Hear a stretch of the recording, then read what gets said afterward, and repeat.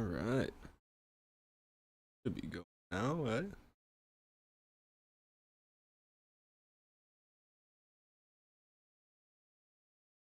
Yeah, first stream.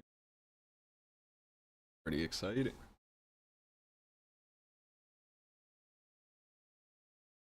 I'm excited for it. First stream on YouTube. Gotta get back into the swing of things a little bit.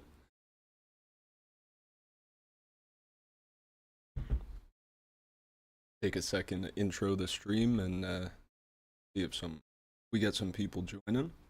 I'm not expecting to stream to too many people just because like first stream on YouTube and I didn't promote it too much. I just kind of want to get back into the swing of, streaming and, you know, getting used to, yeah, I guess making content really. I've been trying to get on the YouTube grind and get used to editing videos. That's kind of what this new uh third part of the NASA and UFO videos is about, right? Can even show you.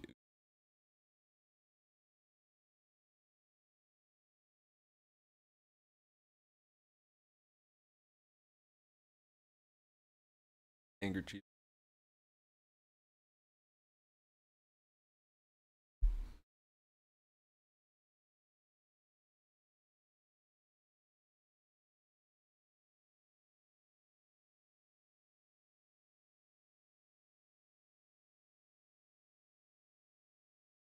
Oh, I'm messing up my camera.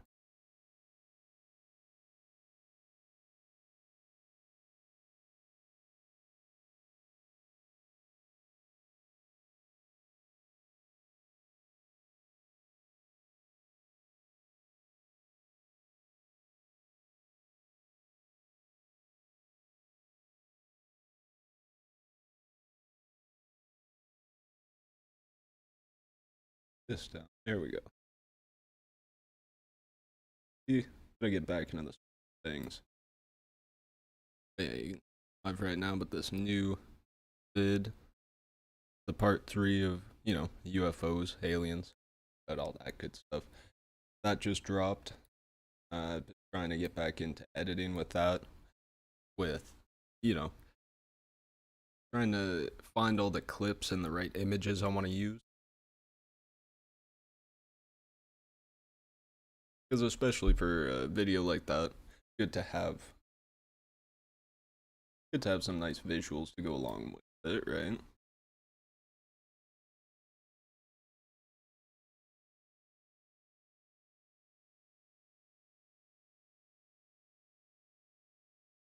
Wants to make it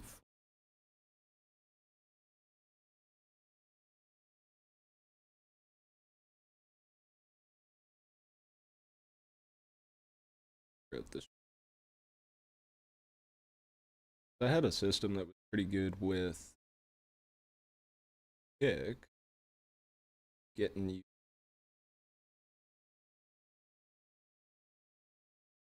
But yeah, so going along with the video that I posted yesterday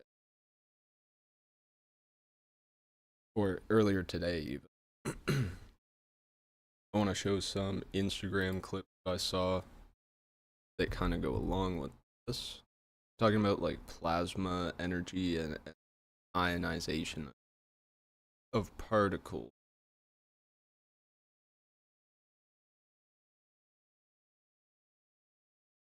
And then we can even talk a little bit about the Akashic records, because I did have it in.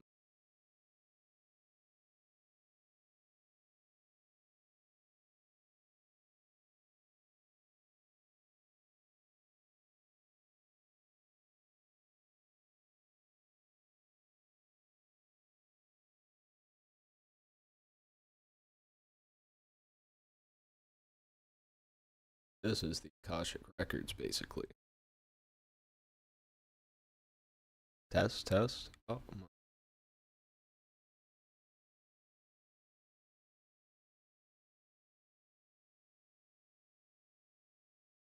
never mind. We should be good. Are you getting back in us with Obi?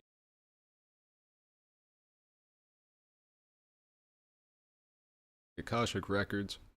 We can talk a little bit about them, how much people know about them.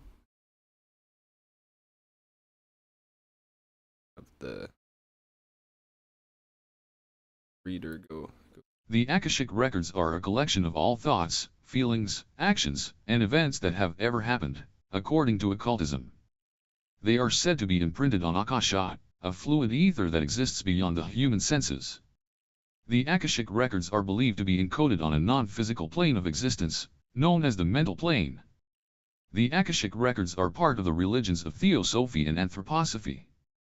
Some believe that the Akashic records are accessible to certain individuals, such as spiritualist mediums. Others believe that the Akashic records are available to anyone, and that they can help guide people on their life journey. Some say that the Akashic records can provide insights into a person's nature and relationship with the universe. Others say that the Akashic records can help people understand why they experience certain things in life. For example, some believe that if someone has claustrophobia, it may be because of something that happened to them in a past life.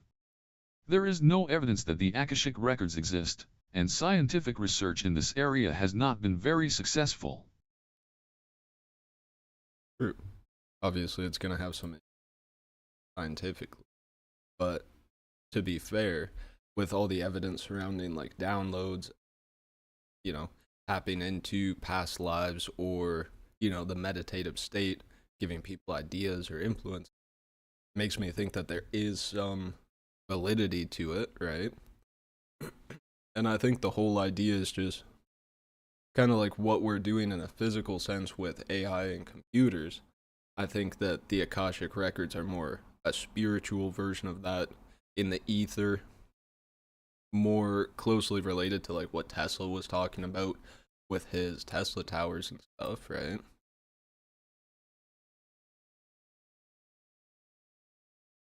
Let's see if this will come. But this will kind of go along with ionization of particles. Go. So Nikola Tesla was an inventor and scientist who worked with electricity machines. His work inspired a micro-genre of speculative fiction called Tesla punk. But his research and the science is very real, right? Because that's what the Tesla coil was. And he was talking about free energy.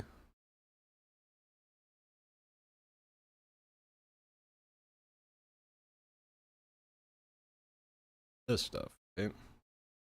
Like that's what he was building. This was an antenna to connect to the etheric grid, right? Etheric energy, be able to pass it through the atmosphere. Because he was talking about power without wires, basically. And I need to find it in my save files, but I know I've seen videos of people basically recreating this on a small scale and holding a light bulb close to it. And it turns on the light bulb, so obviously, it works. Or even I saw somebody hold a light bulb and connect it, like as they're holding it, they connected it to their forearm, and it turned on. But I wonder if that's because it's completing the circuit, right? Or it's then in series with your natural electromagnetic field, right?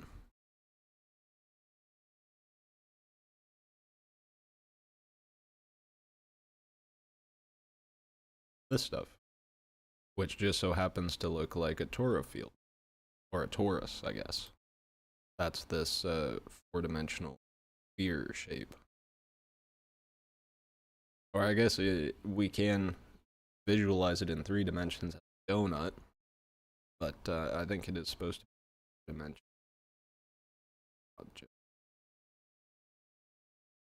And this might be more accurate with another inside of it.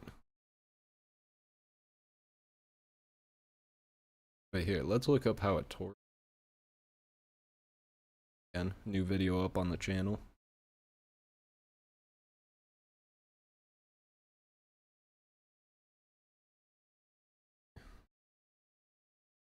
This. We don't.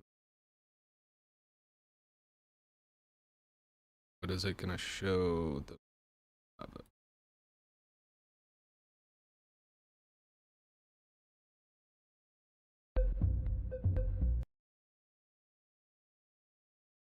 Yeah, you know. And I think this is pretty representative of the saying as above, so below, right? Because up through the top, down through the bottom, or sorry, up through the bottom, out through the top, and then down.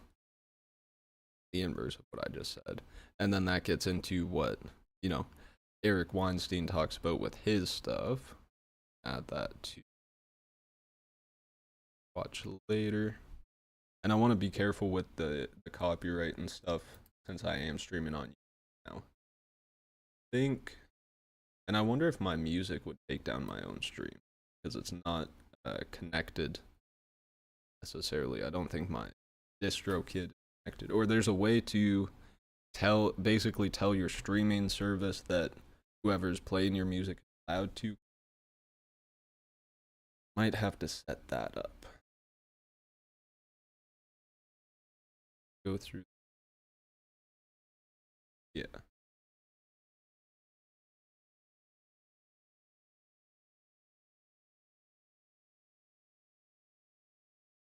This motion, right? And your heart is a mini one of these, and your body's the bigger version, and then the earth would be the bigger version. At you know, from the micro to the macro scale.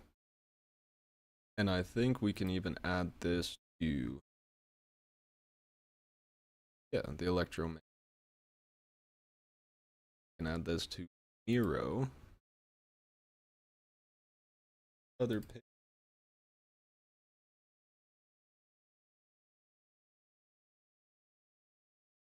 Right, so this is where we're at so far. And this is talking about connecting media, but now we're starting to branch out even further. And I was showing this a bit on Kick before I started streaming on YouTube. But this stuff would line up more with this end of, pardon me, with this end of what I've been looking at so far. And if I zoom in here, right, closer to the matrix and Sumerian stuff, kind of hard to see. I might have to put this image back larger off the web, basically. This web of connections. This is what? Archaeologist with white beard. Not Graham Hancock, but works with him.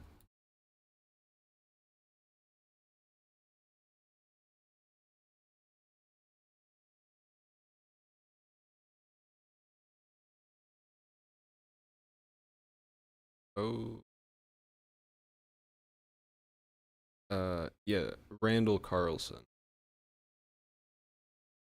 This is his graph talking about, you know, what does it have on here? Time and space, in the sense of like the seasons and the zodiac periods, right? Like when they talk about the pyramids and how they were aligned with, you know, the time of, what's it? These astrological cycles. I forget which zodiac the pyramid end with. I think it's. And it has the years in here, and it also has frequency and stuff. But I like Terrence Howard's more. I think this is Terrence Howard's, or at least he was talking about it. But how the different levels here, the different elements on the periodic table basically line up with octaves and frequencies, right?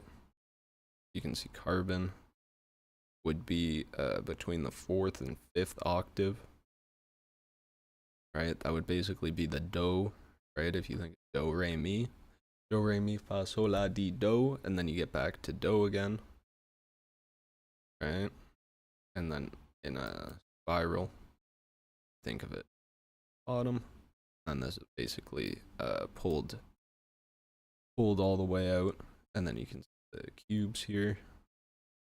Such a cool graph, honestly, and it makes sense, you know, when you compare it to waves, like the light rays that we see, or the waves, and then you compare it to everything else just being, you know, E equals mc squared. If you reverse it, energy is matter with speed, right?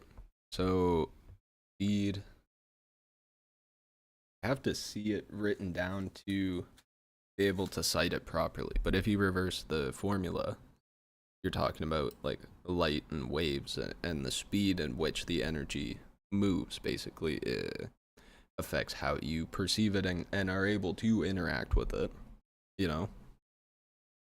And that's why these ends, this gets off of the visual scale, but then you start moving into our other senses, right? Like once you get to the physical end with radio waves and shit, but more you know, scale to wavelength. Once you get to the human body, then you're going to like taste and touch and all that kind of stuff, you know what I mean? And then as you move up, I think, forget where sound is, microwave, well, radio wave, okay, so sound would be over here. Oh, so heat, physical would be here, right? Your auditory senses, your physical senses, your visual senses, violet, right, and then taste. I guess they would more fall at this end of the scale too, right? But then this would get more to what we're talking about with, you know, UFOs, and if they, you know, element 115, if they have a source of power or are able to manipulate or work with what's it, naturally occurring radioactive materials, or non-natural occurring radioactive materials. Sorry, my brain's trying to, I'm processing different things at the same time here. But yeah, we're moving up here, talking about waves, talking about how everything connects, cymatics is like a visualization of sound, right? And that's what you see with these cathedrals, even to the level of like DNA and the human body, the Vitruvian man, the DNA, top-down cross-section view of DNA, the helix, right?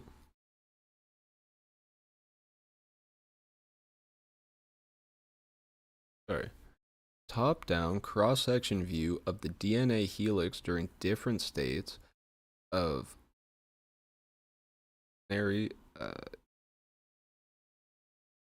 influence. Sorry, it's hard to see because it's both blurry and I'm kind of far away. I need to work on my eyes a little bit. I need to meditate on them.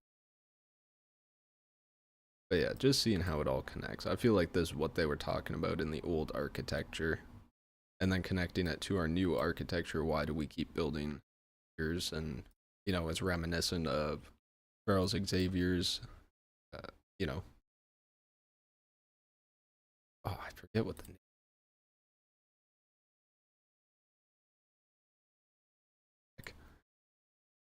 I forget what.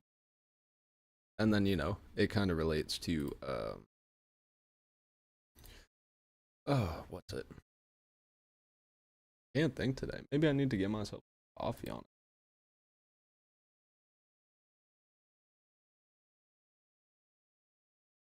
Heat up my brain. But yeah, we're looking at the natural electromagnetic frequency of the body. Even through I would say.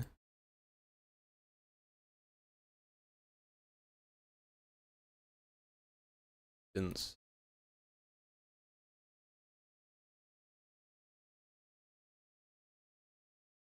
oh yeah, I see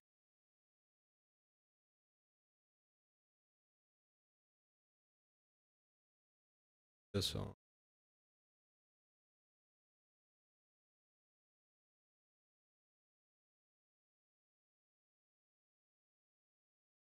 Magnetic free.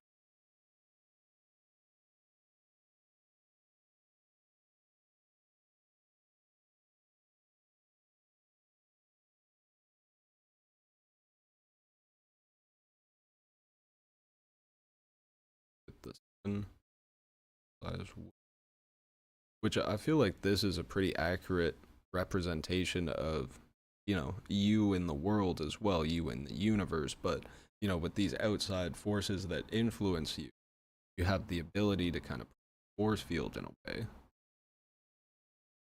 bend yourself from, you know, whether it's energy vampires, these people that want to steal your energy, it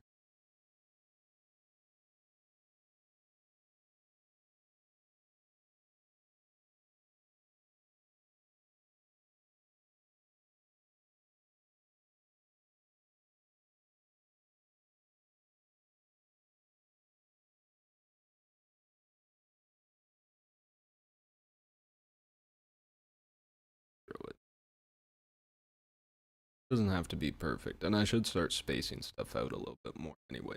But I wonder if we can get a representation.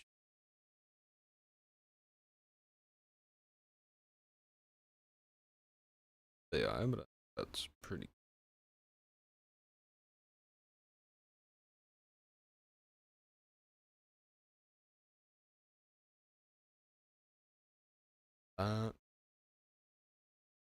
That's what we're trying to talk about and touch on in this live stream and in this, you know, in the content I'm trying to make. No Diddy.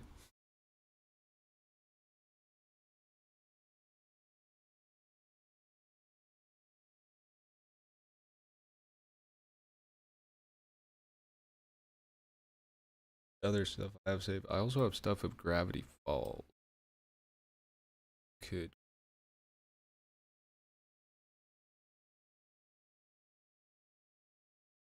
talking to homies about the Weird Mageddon.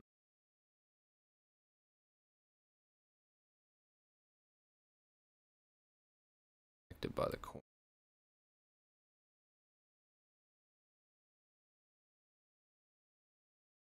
Nice. But yeah, I probably will get myself.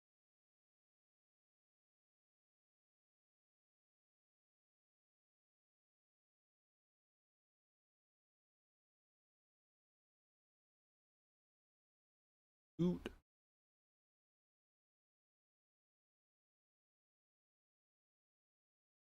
Because Gravity Falls can both. Put it up as well as here. So to the spiritual.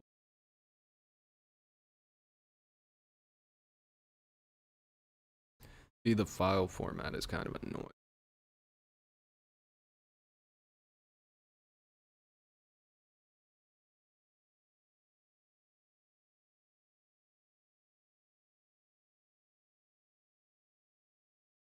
One with Grunkle Stan.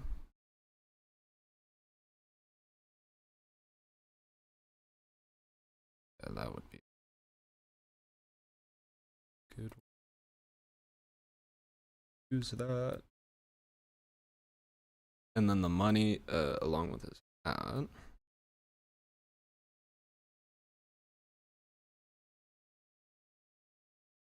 That perfect spot would be right here. I feel like it goes right along with, you know, Knights Templar stuff. What was this? The Infinity Knights or whatever from Ben 10.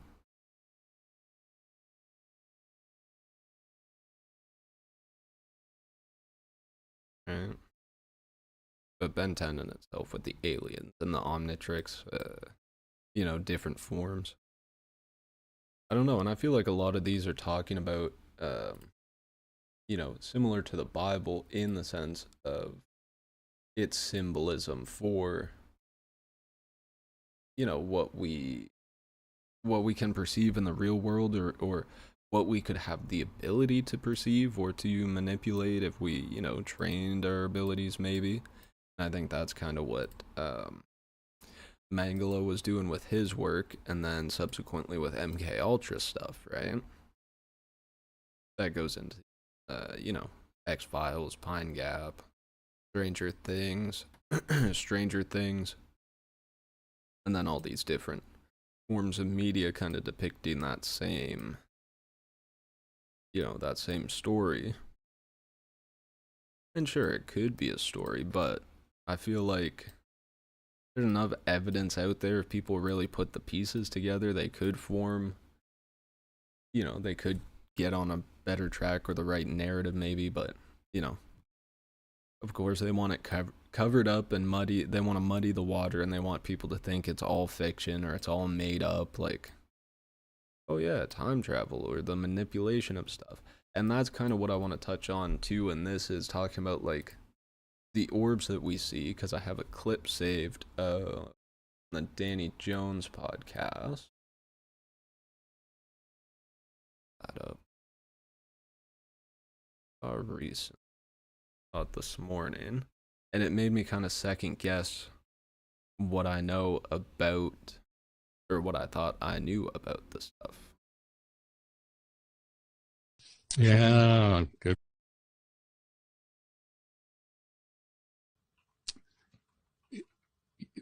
Yeah, I can actually talk about that one, but that is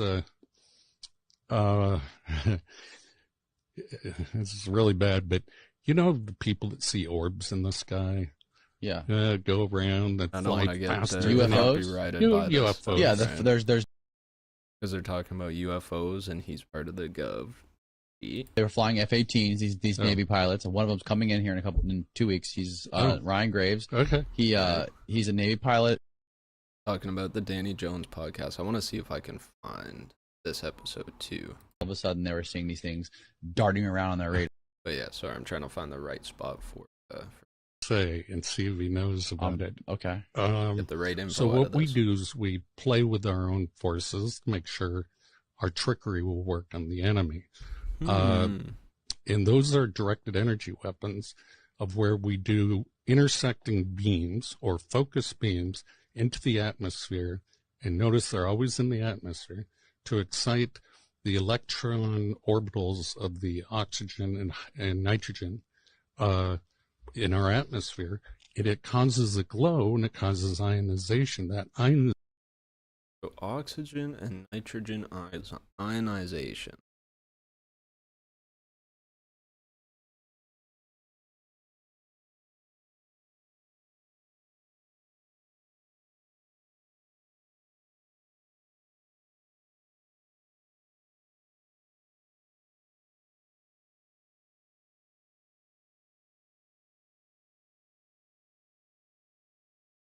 Nitrogen has a higher ionization enthalpy than oxygen. Never even heard of that.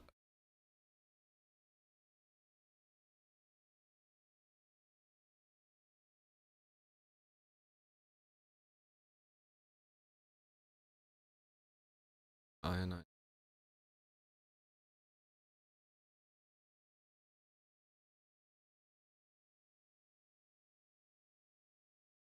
Relevant.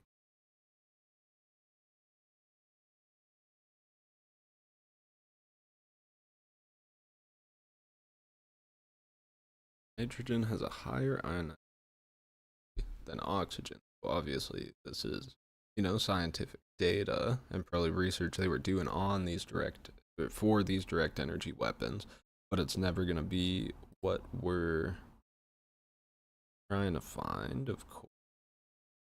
I might have to pull up like Bing or DuckDuckGo or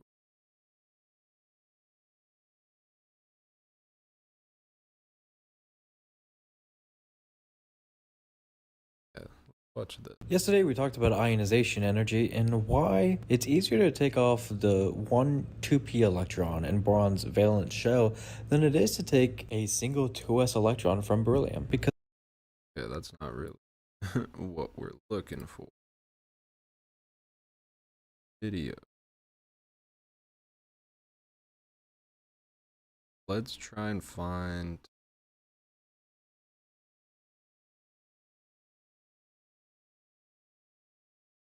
lab experiment. Trying to see it in action, see what I'm talking about. Which I wonder if this also has to do with 0 point energy.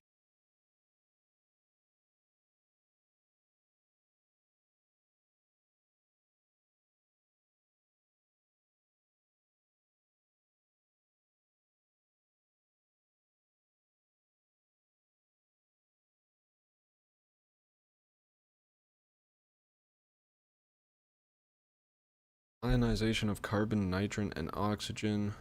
Nitrogen, sorry, and oxygen by electron impact.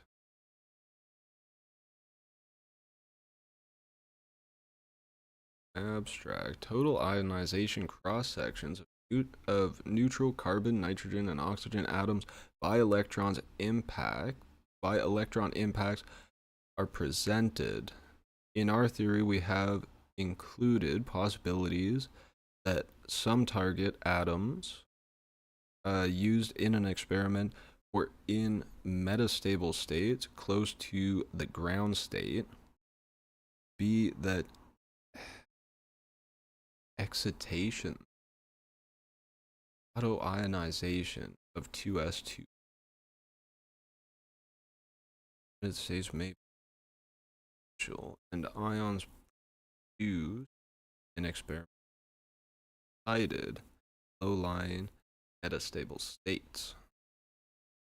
So I wonder if that means they can, create plasma or excite the particles to such a state where they would stay, neutralized in that state, or like they can find a stable state for it. Binary encounter is used to calculate the cross section for direct ionization.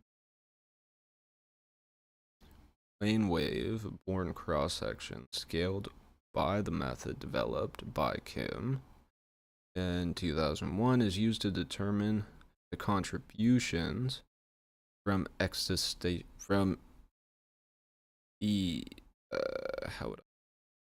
EA, basically the inverse of AE, aether. EA, a sum of BEB cross section ionization. Big science.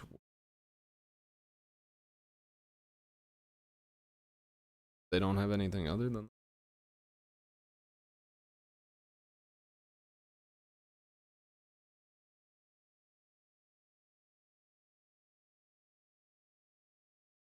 cited from.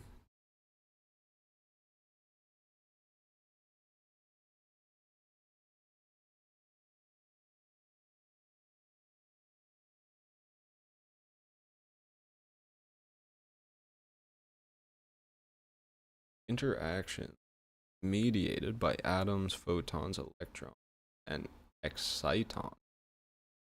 Oh god, now we're getting into the theoretical. They're gonna start throwing gravitons in there. Oh shit. Well, and hey, if they can prove it, maybe that's just the name they threw on it, but this shit locked.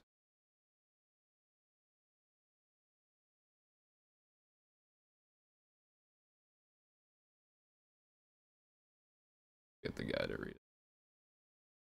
Interactions between quasi-particles mediated by a surrounding environment are ubiquitous and lead to a range of important effects, from collective modes of low-temperature quantum gases, to superconductivity, to the interaction between elementary particles at high energies.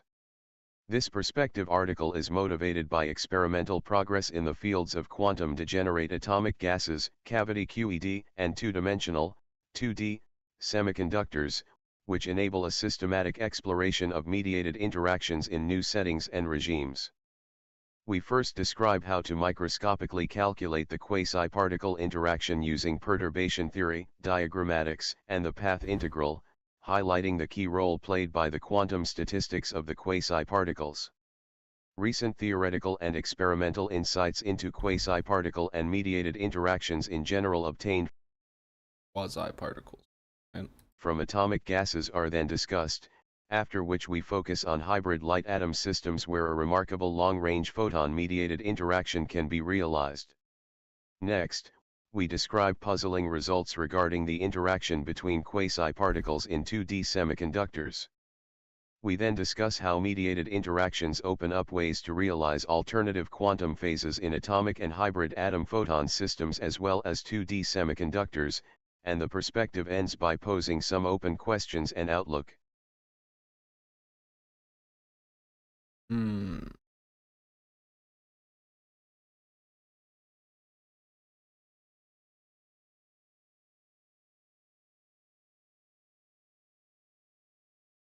We first describe how to microscopically calculate the quasi-particle interaction using perturbation theory, diagrammatics, and the path integral, highlighting the key role played by the quantum statistics of the quasi-particles.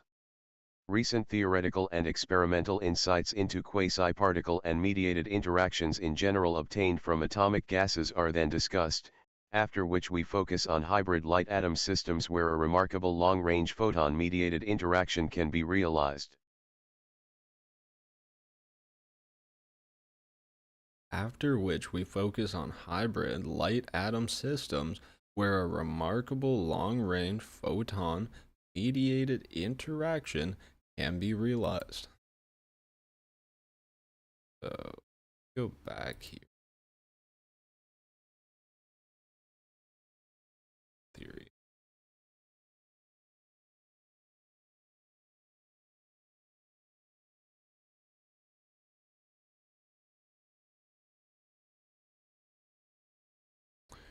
Are there pictures?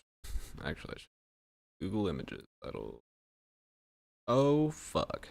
But wait. This always helps me. It helps me get for a visualization of what I'm looking at. You know what I mean?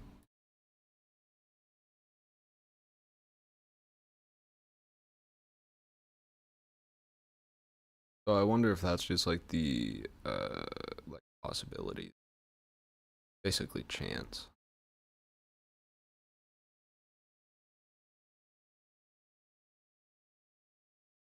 Definition. Please.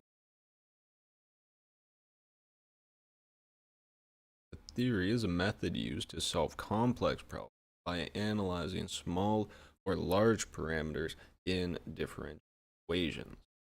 It's used in physics, astronomy, and quantum mechanics to approximate solutions to problems that are otherwise difficult to solve. Okay, fair. And then about propagation of atom.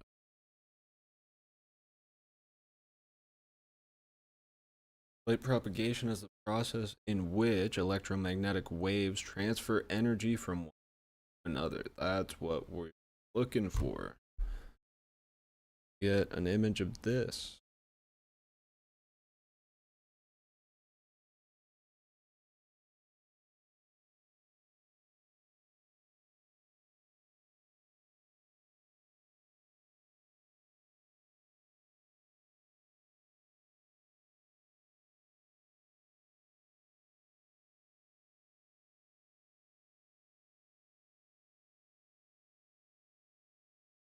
Yeah, propagation.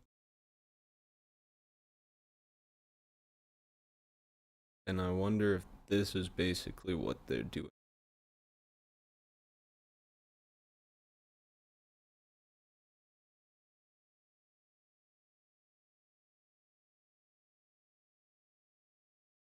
I'm gonna add this to my watch later, actually.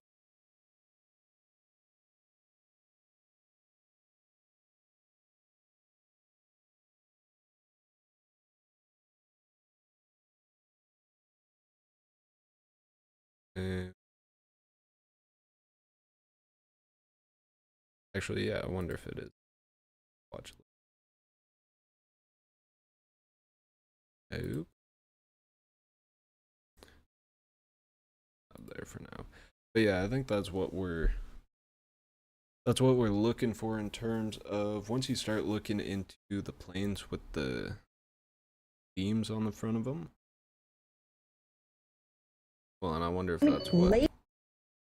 Oh yeah, and this is talking about using lasers for cloud seeding, which is probably, you know, something to do with the propagation of light. You know, he talks about having the seeds for the water to form around, basically. But yeah, and then they have this shit, they can throw it on the front of a plane, man. Like, so I don't know, maybe they got a plane flying super high up, damn near at the top of the atmosphere type shit, and they're just shining a light through, and it's propagating in the atmosphere, and then, you know, they can manipulate it and have it go, and then just, you know, basically a cat with a laser pointer.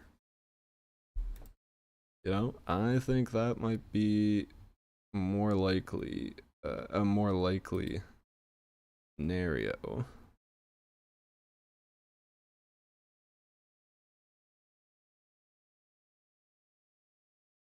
Here, I can even go through my theories a little bit. Trying to separate them up to make it easier to find what I'm looking for, you know? This thing. Look at that. Look at that.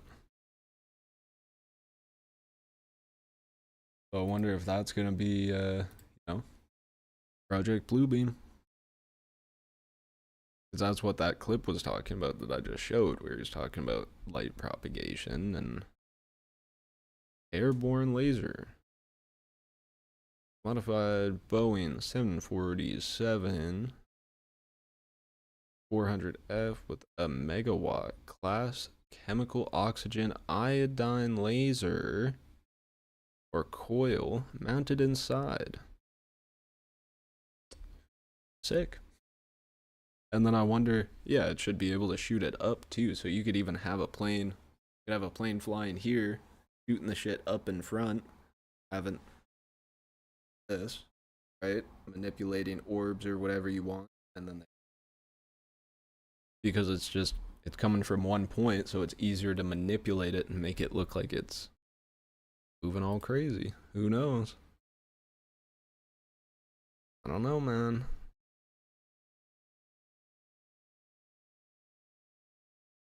But then you get shit like this, and I don't know. In the video, the audio, they're talking about it being a kite, right? Like, oh, it looks like a kite because of how it's moving. I don't know. I'd like to hear what you guys think about this. Like, I don't know. Maybe that's more akin to what, like, I know when they say the jellyfish UFO, they're talking about the one that basically looks like a little floating robot with like arms and legs.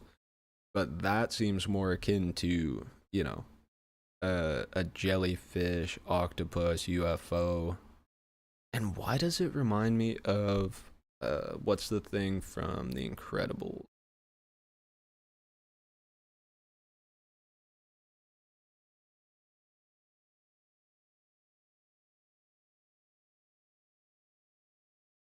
This thing, right? Oh, we want image. Yeah. Let's even add that to the Miro.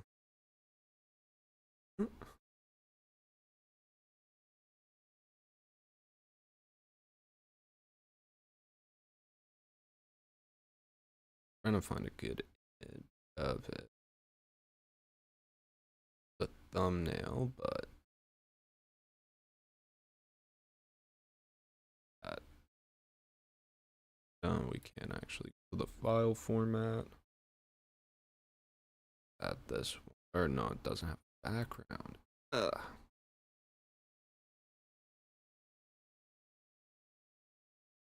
Always with the file format.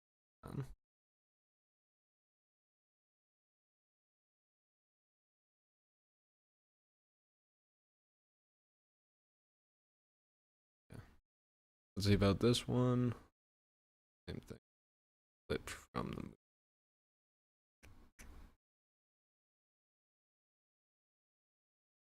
the toy, but I feel like that would fit perfectly down here.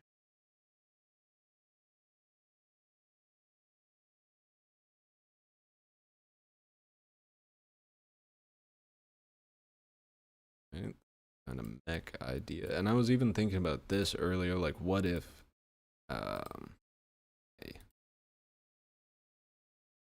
Okay, good enough. What if this whole section was kind of like psyop material, basically getting us to think like, oh yeah, this is gonna be the next best thing, or we want mechs or whatever, but it just seems like a bunch of another way to waste materials in a sense, or waste resources on shit that doesn't actually matter, right? And that's kind of, you know, the whole mission of the people in power is to keep us distracted, right? On some Eyes Wide Shut Assassin's Creed type shit, and some They Live Matrix type shit, like group of 300 if y'all want to see that.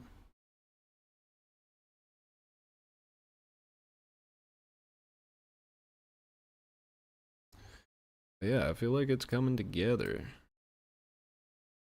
Everything fits in somehow, you know. 2001 Earth stuff, yeah, and then Chappie with the robots and consciousness, and you know, the mark of the beast. It all kind of goes together on that end as well. But yeah, so we were seeing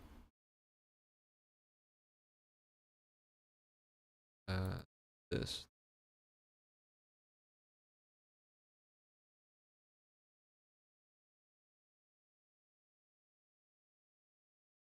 I should just copy and paste it.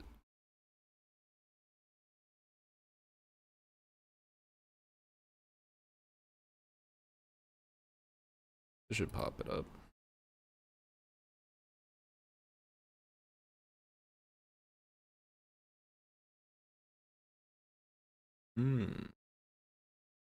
Oh damn. Whole plane is the, yeah.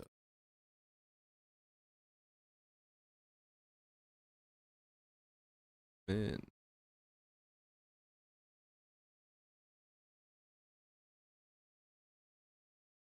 God damn.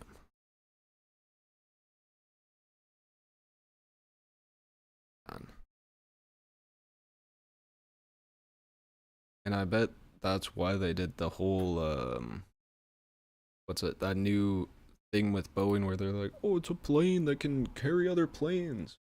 But what about the planes with the freaking lasers, man? Like Dr. Evil was talking about. Fuck, even that would be good too. Let's make sure I can add these quick. Oh, and it goes so well with Top Gun and Rand. Oh, that's jokes. Yeah, I wonder if I can. Yeah, no, can't use it because file. Use this one though.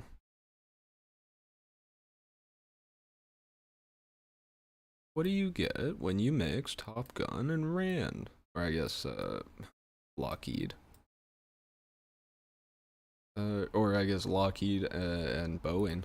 Jesus Christ. What else can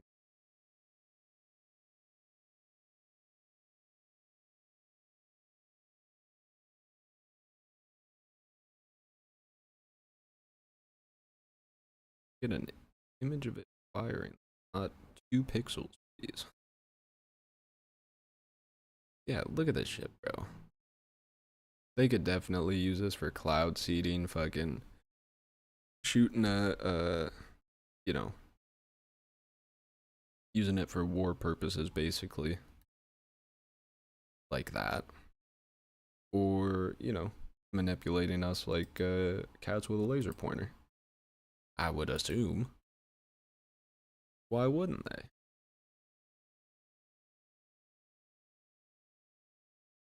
You can just get another Plug it. Here.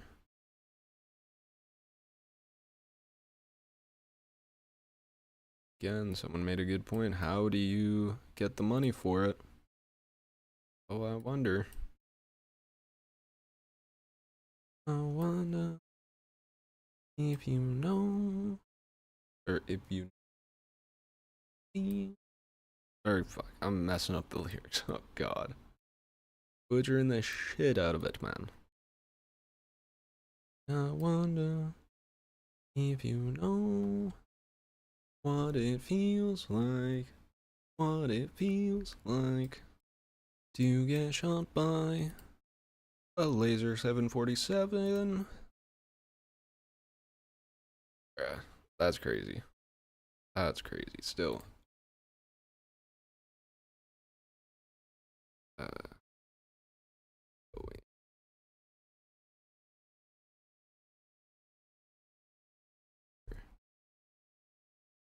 This thing.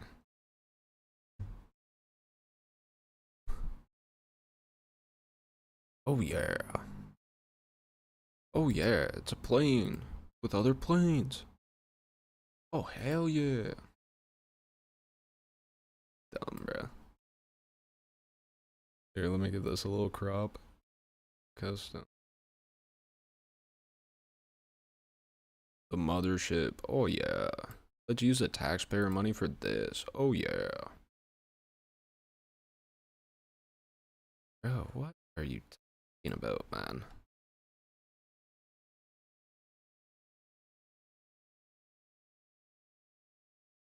I don't know. I'm sure people are gonna look at this like I'm crazy, but hey, I got the what's it?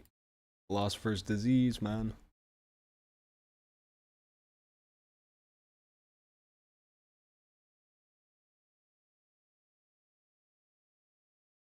I don't know. Yeah. My audio was good. Everything looks good. Might get some coffee now, actually. Real quick. That up.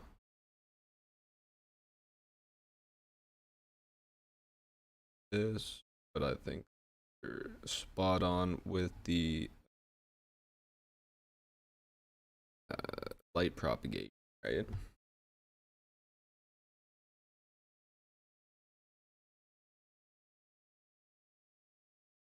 Okay, let me get some coffee.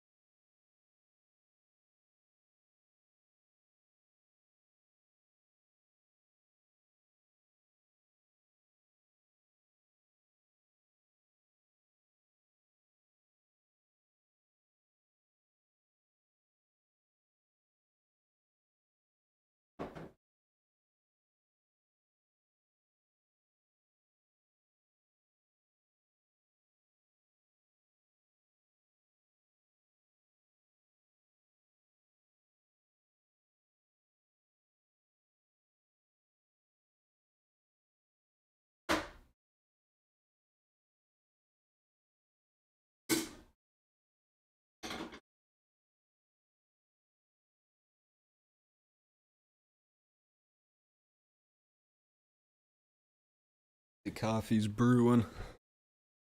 But yeah, man, that's We have such a issue with fruit flies right now. I've been putting traps up. I've been trying to take care of it and fix the problem, find a solution, but they don't want to get gone, man. And it's weird because we've been doing, or I've been trying to do, what's it? Like, apple cider vinegar traps, because that's what I always knew as a kid would work for them. And my parents said, "Oh yeah, put a little bit of dish soap in there, and it should knock them out, or it should kill them, right? It should unalive them." We're talking about can't be talking about death. But yeah, it would I would do it, but yeah, it just brain feels foggy today. Back. But yeah, it doesn't work. They don't like the apple cider vinegar. They don't like anything sweet. They go for like coffee or like water, just straight up water, and it's kind of weird because I guess yeah they got to drink water too, but I've never seen fruit flies go for coffee, and it's tripping me out because I'm like, what? Has some behind the mic? It makes me wonder. It's like, what is going on with these fruit flies? Maybe they just got used to it. Maybe something in here is breeding fruit flies that like bitter stuff instead of the sweet. But I'm sure to a certain degree, rotting fruit or anything like that, it would still be sweet, but it'd probably have like a bitterness to it, right? Maybe that's it. As my coffee's getting brewed up here, brew myself. Oh, let's go. I'll bump the new surprise drop. Jesus, I'll bump the new single that dropped. That warning on SoundCloud exclusive.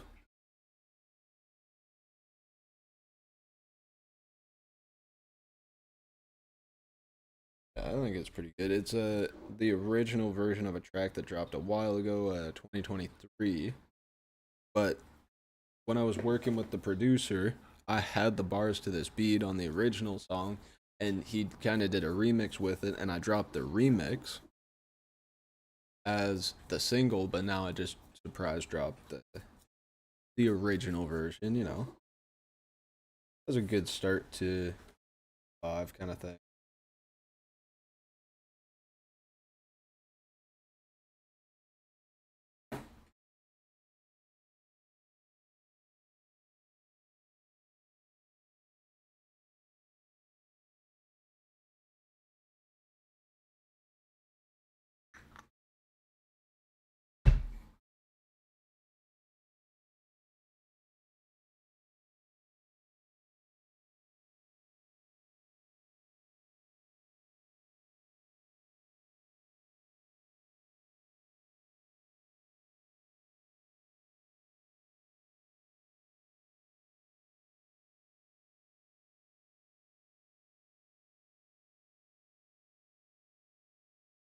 Track readings there. But then, yeah, I'm not going to be able to smoke on stream just in case. Let me get my coffee on deck.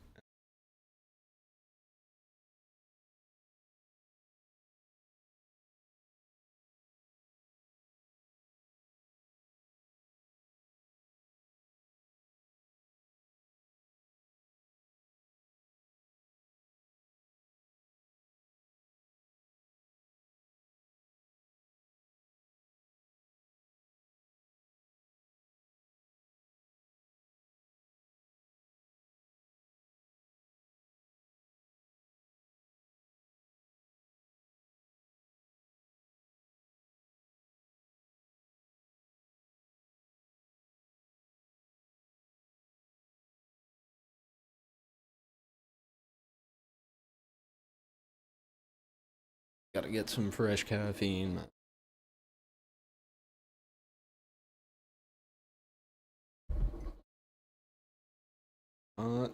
little cover for it. And yeah, as it's going, I'll mute my.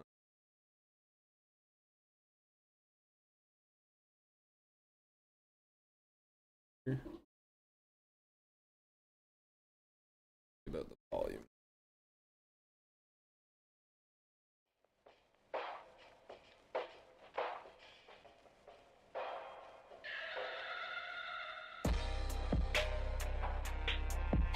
Oh yeah. Alright, cheers family. I with a bum man. I'm giving you greetings, still on my scheming. I've been up to the moonlight. I'm thinking it's time for caffeine. Love when the sun's up and warm in the room right. I'm ripping my bowl, killing the smoke, and now I can get back to grinding. Water been there in that blue lights. I guess I made diamonds a mindset. Gotta go do it all solo. They taking their shot, but my vision makes slow motion. Feel like the engine, I'll start roaring. Feel like a bully, the scoreboard. If you got dots, I mix it with Mars. Mind, I think I done lost it. Body, I'm making it toxic. Confidence, kill, can I want more? I'm craving releasing. Please, where's my peace? I needed to cease it. I look to the sky, praying for peace and escape from the screaming. Up in my brain, that bitch getting foggier. I pick up my chicken, I doggy her. She might have changed my style, but you know that I never copied her. Your shit's not anonymous, so why are you confident? I think that I'm picking up patterns. What are you peddling? Please show your accomplishments. I'm watching these screens on the daily, but nothing been sinking in. How much you drinking, bitch? I'm praying to God that it hasn't been sauce, cause you know I was sipping it. Saving my dimes, might be a waste of my time by the end of the line, but I say steady stacking, laughing. Why you saying I'm rich when I'm keeping a sheet of accounting? You know I'm aware of all interactions, present and past tense. But then I'm forgetting, cause my brain is blasted. That should be madness. I must not have left them off. I'm better at biting bark. And if you need a real man, only one response. I'm killing a sauce boss. I'm giving you greed and still on my scheming. I've been up since the moonlight. I'm thinking it's time for caffeine. Love when the sun's up and warm in the room right. I'm ripping my bowl, killing the smoke, and now I can get back to grinding. Water's been there in that blue lights. I guess I made diamonds a mindset.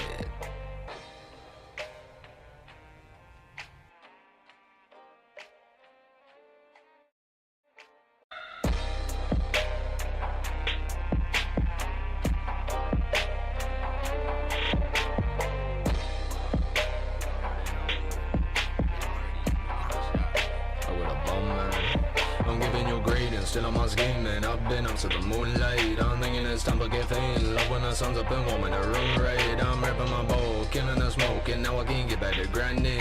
Water been there in that blue lights. I guess I made diamonds a mindset.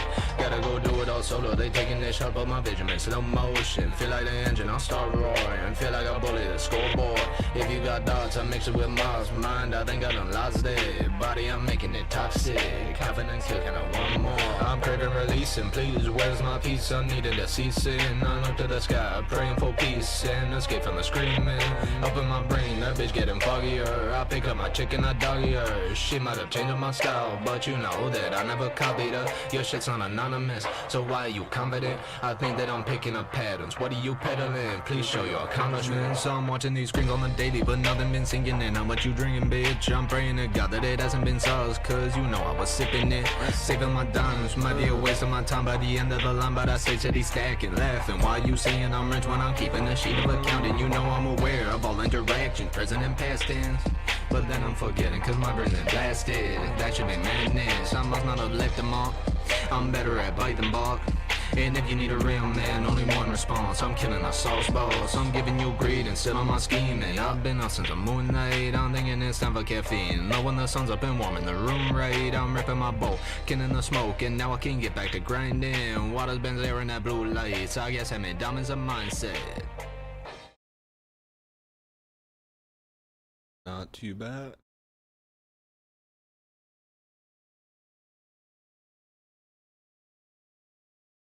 Make it for me because that's what I want to hear. If we can add a bit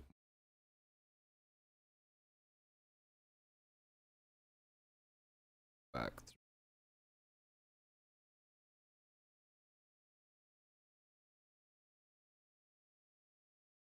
Working city operating deep underground as we go about our lives on the surface above. It's real, and it's right here in the United States. Subtropolis. Decades ago, limestone was mined here for concrete and asphalt. What's left is space. a lot of space. So yeah, they're talking about, you know, underground. The I'm pretty sure they're built by Randor. They have their own thing to it, and Subtropolis basically. And they're talking about you know, movies, how they store movies here, all the different companies. And how a shit ever went down on the surface, they just keep going underground. Security's great because they got all these fingerprint scanners.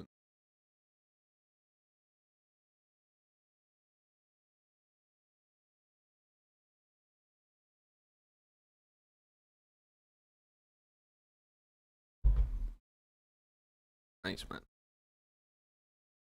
Yeah, this is the talking about movies.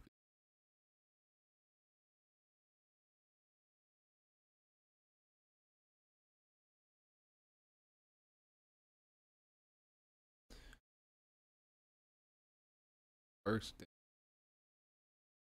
all seem to work together as entrance.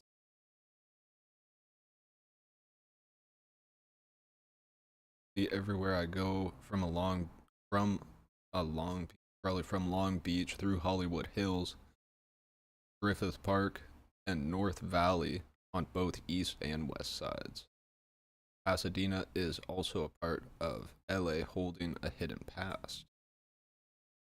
Yeah, and then I've heard about Disney and like tunnels on. It's all connected. All the underground tunnels and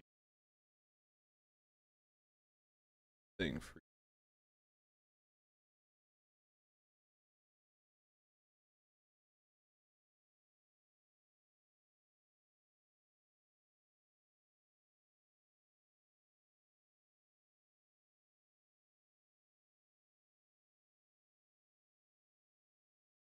But yeah, even this was pretty good. I saved it to my theories because I thought it was talking about laws in terms of, like, you know, legal laws, but it's talking about like laws of the universe, right? Murphy's law: the more you fear something happening, the more likely it is to occur. Uh, Kidlin law: if you write a problem down clearly and specifically, solved half of it. Try to do. I think that's a great practice. The Gilbert law: when you take on a task, finding the best ways to achieve the desired result is always your responsibility, which makes sense. And that's kind of interesting in terms of like thinking about, you know, a world without money, which is a concept I'm trying to, you know, come up with. I got to do more work on a script and work on a video to put out about that. But yeah, it's I don't know, that one I feel like would need to incorporate, you know, ideas, other people's ideas, and try to incorporate all the best parts of different cultures and societies to actually make it works, not just based on capitalism. uh you know, a form of government, a form of governance.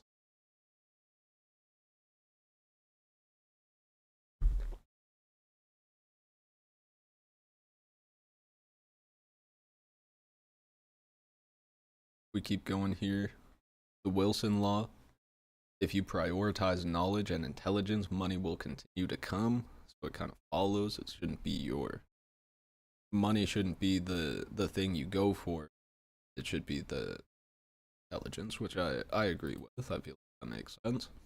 And then the law of attraction, of course, focus on your desires and they will find their way to you.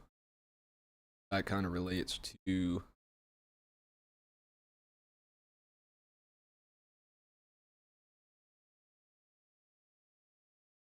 I think it's the or there's 12 of the universe and 48 to power. The book is 48 laws of power.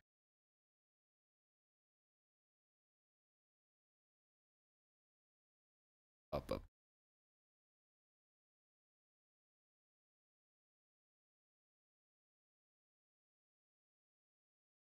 Yeah, law of divine oneness. The first and most foundational law of the universe is the law of divine oneness, which highlights the interconnectedness of all things. It says that beyond our senses, every thought, action, and event in some way connects to anything and everything else, which goes back to, you know, the Akashic records that we were talking about at the start. One can come off a bit heady, but apply it in real life. But applying it in real life entails being compassionate with others and recognizing that we all are one. Asking a question like, how can I show more compassion and acceptance towards those I don't understand? Absolutely agree. Law of vibration, we were talking about that earlier. Law of correspondence. This is the state that patterns repeat throughout the universe, and on a personal level, our reality is a mirror of what's happening inside us and inside us at the moment. Think as above, so below, as within, so without. You know, on the outside, the law of, or just the concept of, what's it? You know, am I trying to, projection. Sorry, projecting. When you feel a certain type of way, and then you project that out to the world or onto other people, kind of thing. And then that's basically the law of the law of attraction right here. What you put out comes back to you, right?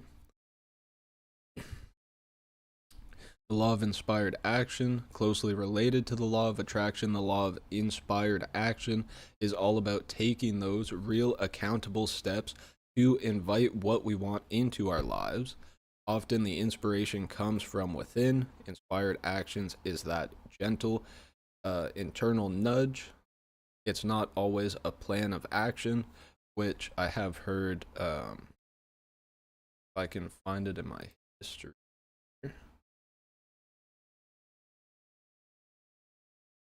Or actually, go. Go. Oh.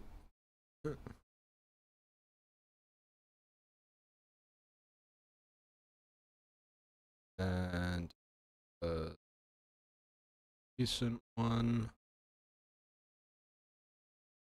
Can't remember the guy's name, but he was talking about.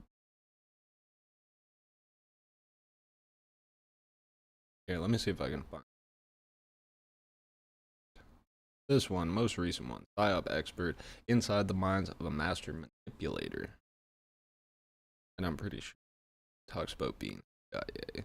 Which that's one of the things they talk about is, oh, you know, just giving people a gentle nudge in a certain direction that they want to do certain things. But I feel like that's why it's so important to, you know, find your own direction in life and really come to your own conclusions about stuff, that kind of thing.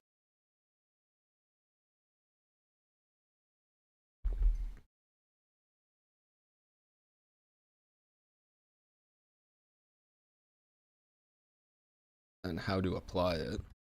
Well, and I guess this is basically like manifestation in the sense of, first, you know, you set your intentions and your action, and you have the thought of what you want to manifest, and then you become open to receiving it. Right? Actionable steps to invite what we want into our lives. Sense? The law of perceptual transmutation of energy. This law states that on an energetic level, everything in the universe is constantly evolving or fluctuating. Every action is preceded by a thought, with thoughts themselves having the power to eventually manifest in our physical reality. Ever been around a negative person and felt your own positivity depleting? That's one example, but it can also work the other way around. Higher frequencies transmutate lower ones when applied with intention. 7 would be the law of cause and effect. Relatively straightforward. This law highlights the direct relationship between actions and events. So again, manifestation, if you put the work into, creating what you want, you're gonna get there eventually. Hey, Aether, what's up? Sorry, I haven't been checking the chat too much. Good. But I feel like these all kind of correspond and they all work together, right? Yeah, trust that every action will have a reaction, good or bad, and that's also consequences in the sense of, every action has a consequence, and then it's up to you whether you want to put the positive energy and reinforcement into it or the negative. Law of compensation relates closely to the law of attraction and the law of correspondence. You reap what you sow, yeah. And then you're going to get that back to you. All makes sense. Law of relativity. This law suggests that we are inclined to compare things in our world, but not in reality. Everything is neutral. Relativism exists in all things, and in the end, meaning comes down to our perspective and perception. Absolutely. I absolutely agree. And that's one of the, philosophical arguments for moral objectivism or moral,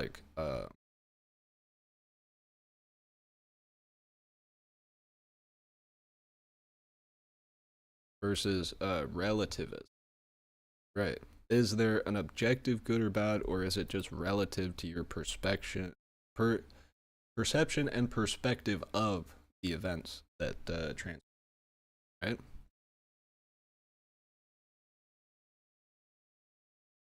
And it all makes sense. They all kind of work together. Law of polarity. This law says that everything in life has an opposite, good and evil, love and fear, warmth and cold.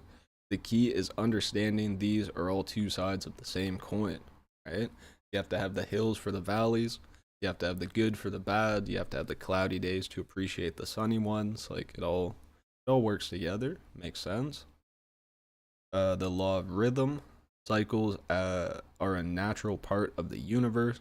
Physically, you can think about the seasons on Earth. And I feel like this also relates to one of the ones before, right? In our own lives, we can remember that integration is just as important as growth.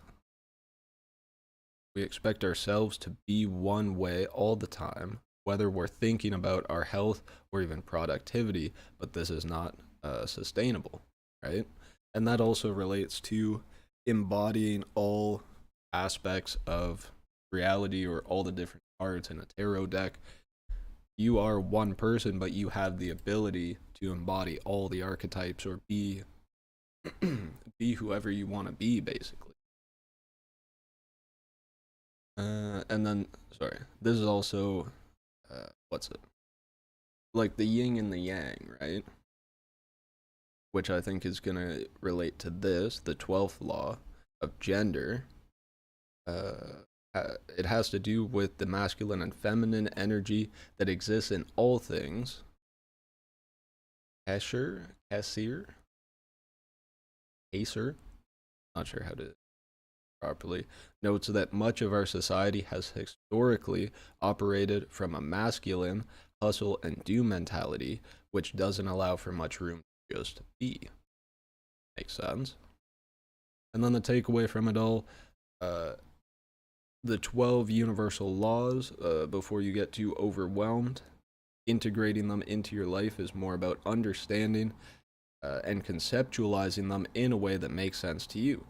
What I try to do with all of my content, in the sense of making it digestible and putting it in layman's terms, because at the end of the day, that's the easiest way to understand stuff and to be able to explain a concept to other people in a sense that they can repeat it.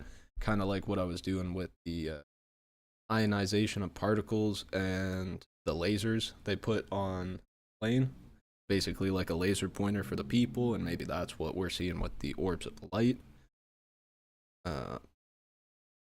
But yeah, integrating them into your life doesn't sound that hard once you understand them and you kind of you recognize patterns in life, right? But that does make me curious on differences.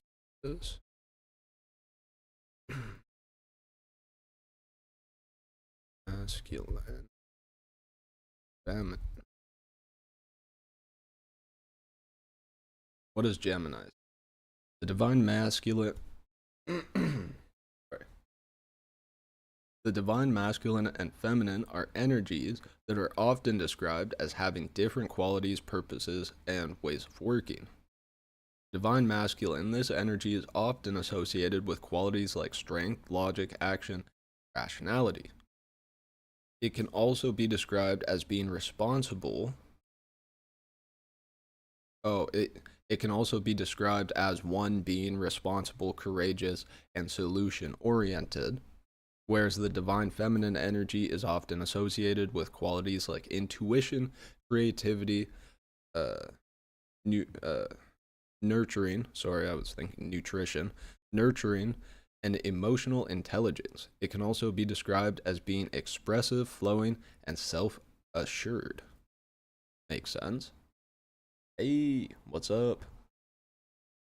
But yeah, yeah, and I feel like this is what we talk about all the time in our Discord, which I will try to link to so other people can join and we can, continue this conversation with more people. But we always talk about the divine masculine and feminine, and this is nice to have some sort of, something to go back to be like, oh yeah, one is more the doing and one is more the being.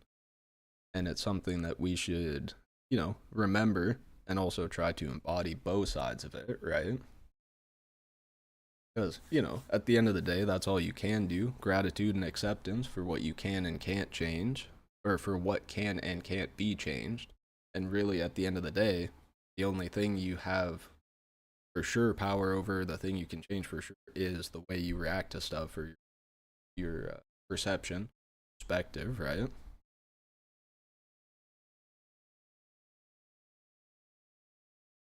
But yeah, that's sick that got some of the homies in the chat. And then hopefully soon we'll have a group podcast episode dropping on the channel, talking more about, these same topics, and hopefully getting more info to add to the Miro as well.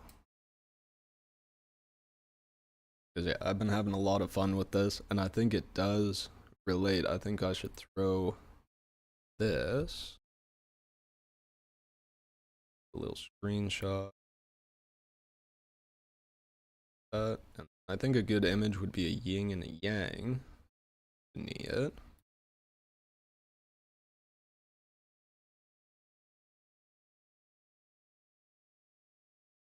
It said yin and yang, but I feel like it was yin, or I seen something about how it was. That's okay.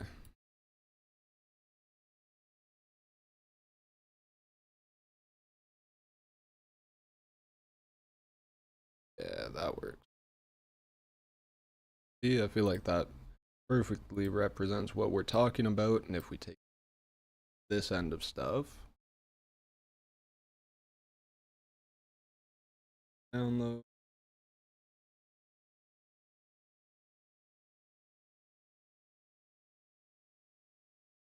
And then yeah, I give it space and kind of branch out a bit more.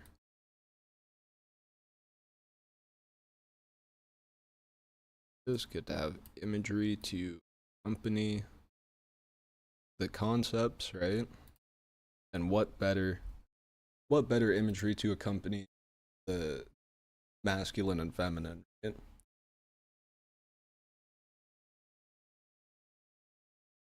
Yeah. I don't know. I think what been going hour and a half. Where else?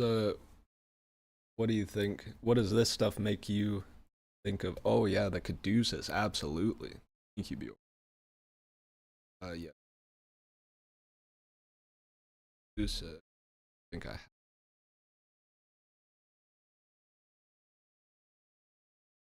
that one's actually, I don't know what those symbols are, so I don't want to use those just in case, but know that this one means it's representative of the same concepts. That one. And then yeah, the medical core, great example of it.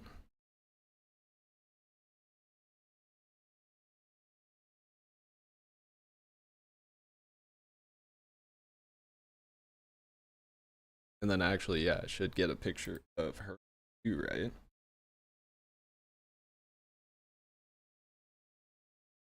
Oh, yeah.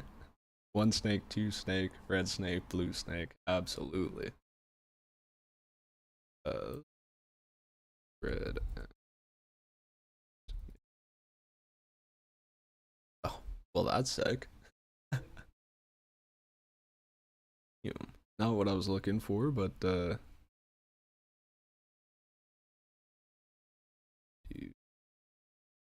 wrong.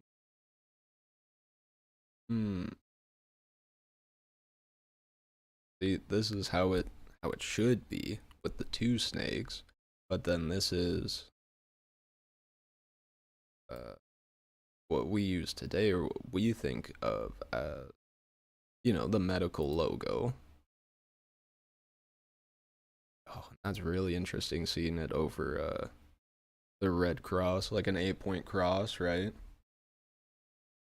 You know what that means? When the Ouroboros, yeah, because it shows, yep. Yes,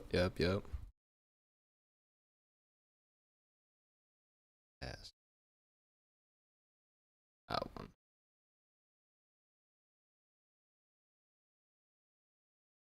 And I feel like it's good to have both images, because one is like, I feel like the Ouroboros is more representative of, you know, the endless cycle of time, and, you know, the infinity of it all, whereas the Caduceus is more representative of the enlightening and, like, moving up the spinal cord, and what they talk about with oh wait, I want to make sure I did save that. Going all over the did Vatican pine cone. This guy. See, it all connects. And this is why I really have a problem with people saying, oh, people are schizo posting. The file type. People are schizo posting, or you don't know what you're talking about, or you're way off base. It's like, no, everything connects. Everything has some sort of connection, whether it's like in plain view or you have to do a little bit of digging, but there's always some way that it connects to the rest of the puzzle, right?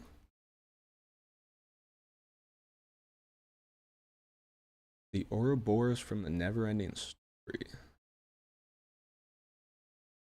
That one. Or are you talking about the dragon?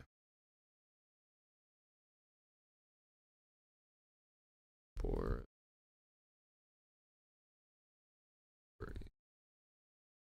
oh,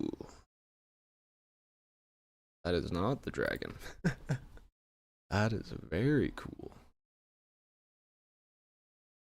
Oh, that's awesome, and it has all the it's all incorporated in the one, right? Very nice. Thank you both of you guys.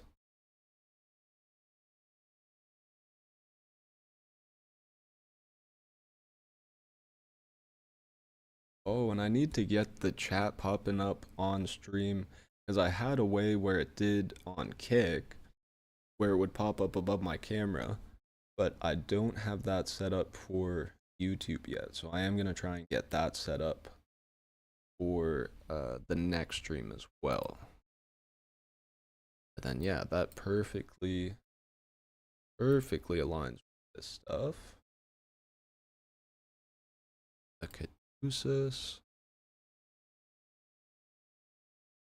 So then I wonder, is this one, this one would be more of a psyop then, right? Like it's not depicting the right qualities of the Caduceus, right? Or the Ouroboros. I think that would be down here, unless it is in a way representative of another message or idea. But of course, I think that goes right along with this stuff, Vatican, and then right if we go up 8-point cross, that kind of stuff.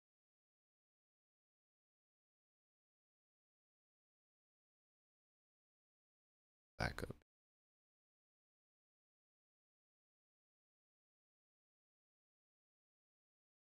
Yeah, I like both of those. That is awesome.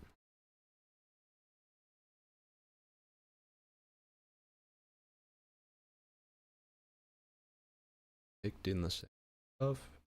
And then actually that works perfect with the architecture and Vatican.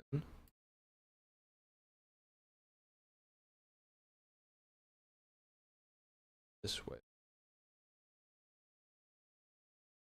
Yeah.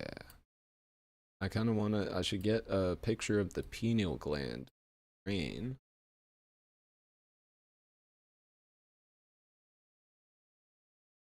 That painting.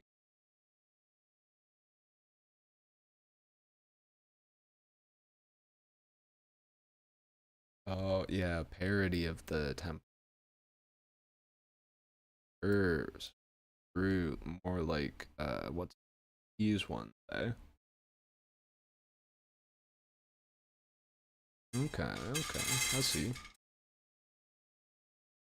But yeah, I wonder if the snake, because I guess the Red Cross then, I wonder if that is like what Danny talks about with you know, the lower levels of the Freemasons trying to be philanthropists and trying to do good things. And then I wonder if the Red Cross Society or Foundation is supposed to be like their, you know, oh, we're good guys, we're helping people and all that stuff, just for, you know, it to be a cover for, you know, the worst stuff they do, also all red or the red rooms, red bottom shoes, all that kind of stuff. Which, yeah, let me get, we got that stuff, that's good. Go back to that later. Laws of the universe, good. Propagation of light atoms. Screenshot that. Hey.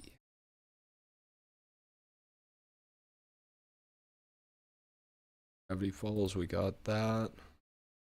Do I want to watch later?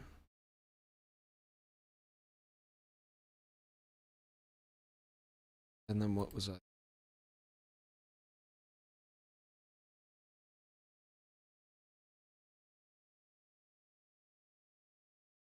Ooh.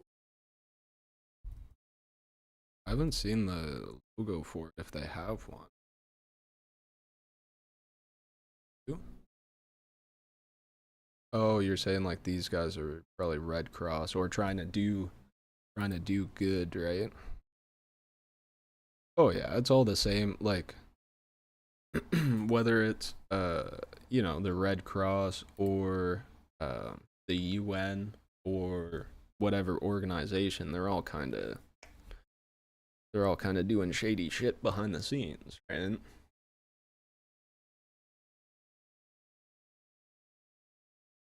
Yes, I have seen The Neverending Story. It's been a while though. I should rewatch it.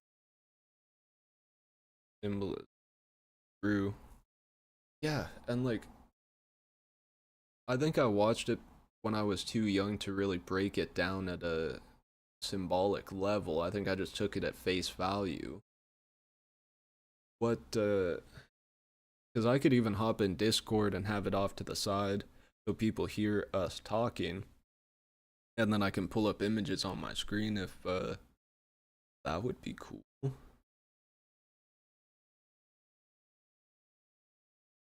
Yes. Oh.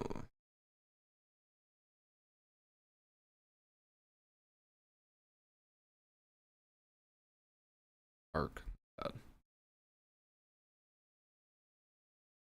Yeah, it has been a while since I've seen it because I don't even remember.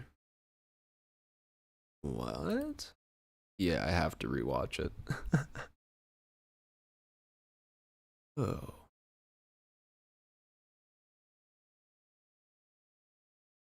No. I think if they're grabs from the movie.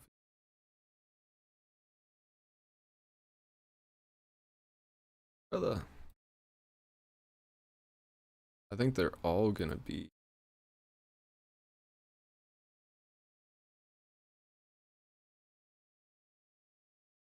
Yeah. Like in the. Yeah, but I need to rewatch it. I haven't seen it. I haven't seen it recently enough for it to be like fresh in my mind.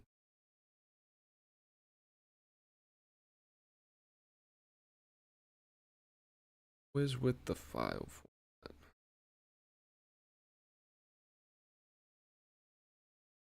That should work, and it's a good of.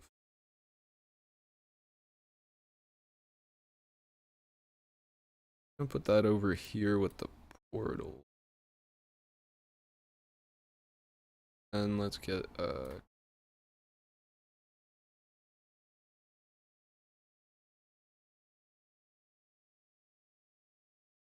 my bad.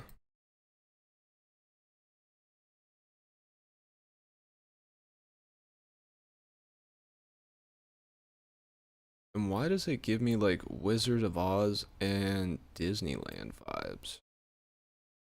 I wonder if that was done intentionally and it's all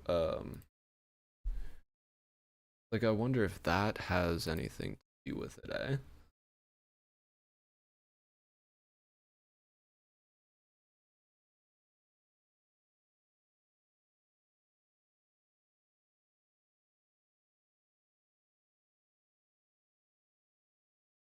Thank you, Aether. I appreciate it. Check the Discord. You're awesome. But yeah, if we did want to do like a group stream, group podcast. No pressure though. But yeah, cuz I'm always I gotta be constantly adding to this when I think of stuff because even what's it? We were talking about stuff before that I should have added. Oh, and even that symbolism kind of reminds me of the caduceus. That's awesome.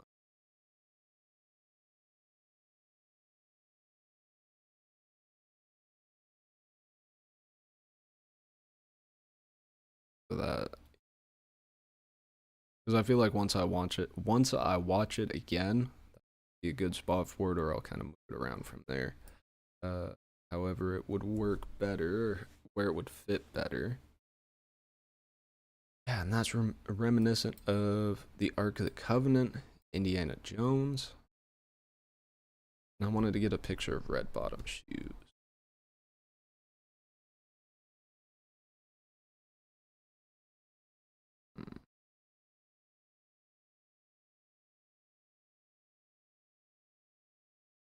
Or red shoe, actually, yeah.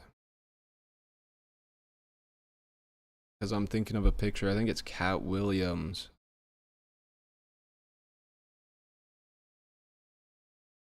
That works, good enough. My brain's on a bit of a tear. Yup, this one.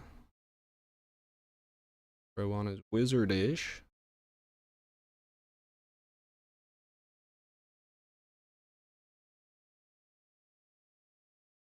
Significance.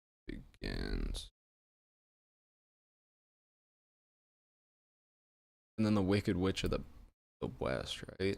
That is authority, religion. Some believe that red shoes represent the blood of Jesus when he was crucified, or blood of Catholic Mar Mary Mariths? Mariths? Martyrs. Jesus Christ. Martyrs. I'm not dyslexic, you are. But yeah, wealth, freedom, love. That, and then that could also be why Diddy was in this picture. Right.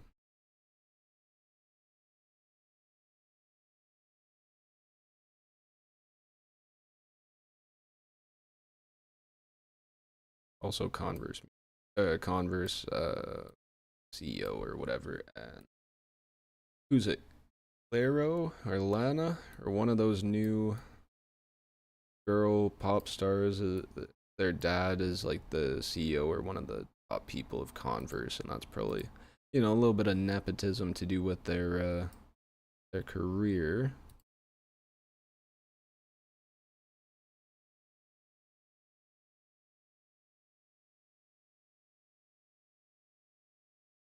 Good.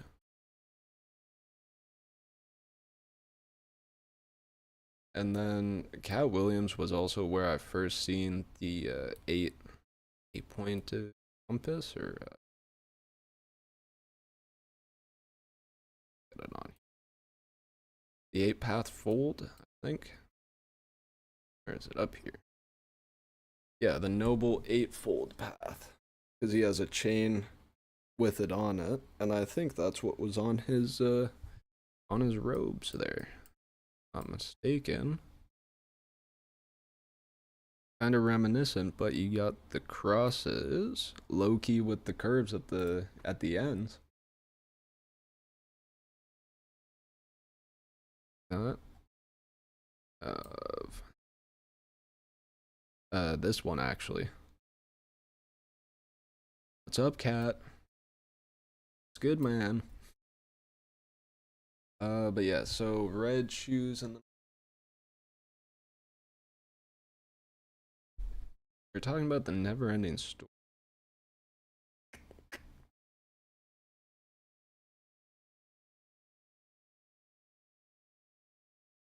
Oh, I lost it.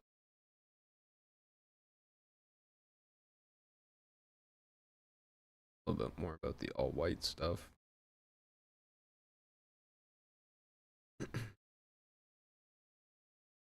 All-white party. Safe place for people to gather where they could be themselves and do some whack shit with baby oil. Go.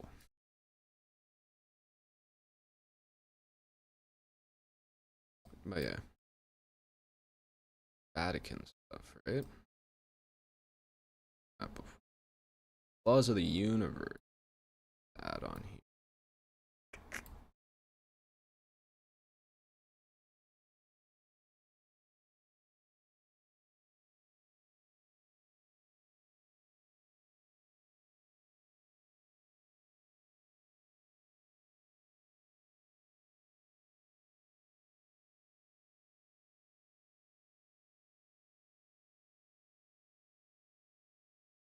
And I feel like the ones in power.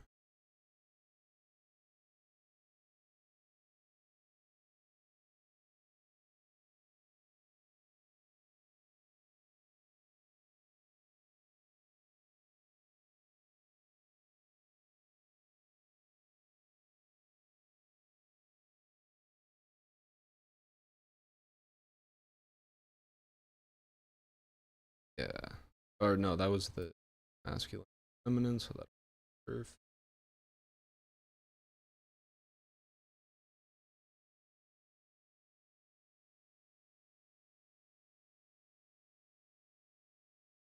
There. And we can zoom in. Good.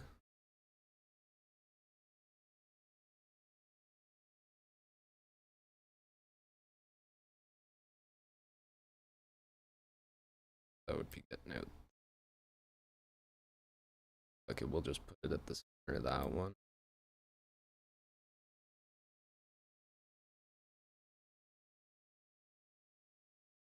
Realistically, this could be.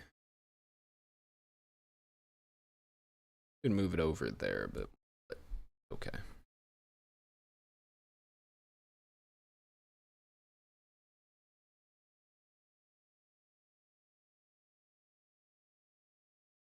Oh yeah, the Wicked Witch of the West.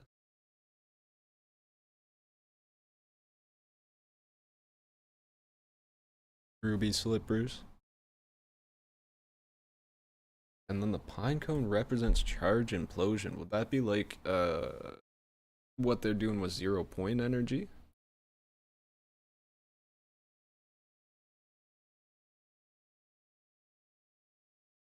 Mm -hmm. Mm.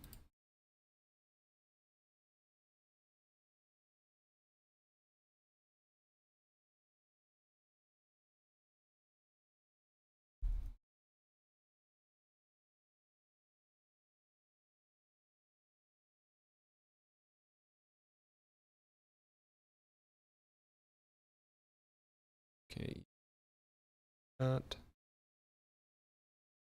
with the format, man.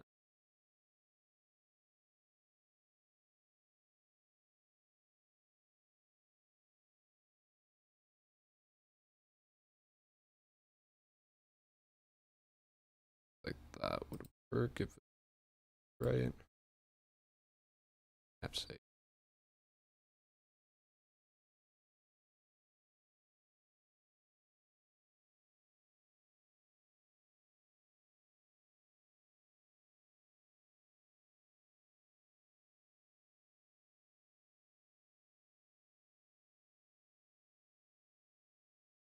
So then, here,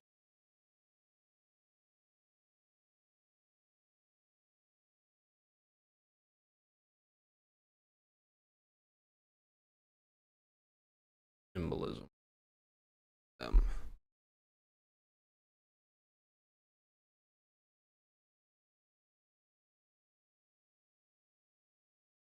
The slippers are an icon of Hollywood and the myth of Hollywood. They represent the idea that people can escape their troubles in a glitzy dreamscape, but that the reality is never as fulfilling. Hmm. Grass is never greener, you know.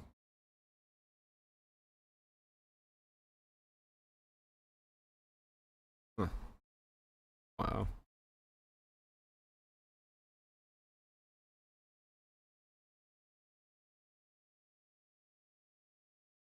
Absolutely.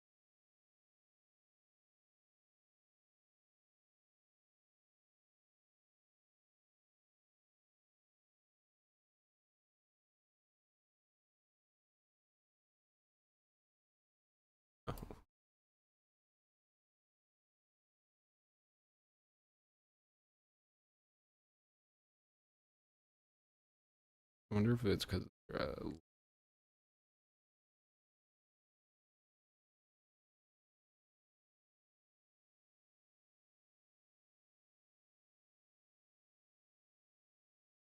yeah, it would be nice to have one that shows the different types.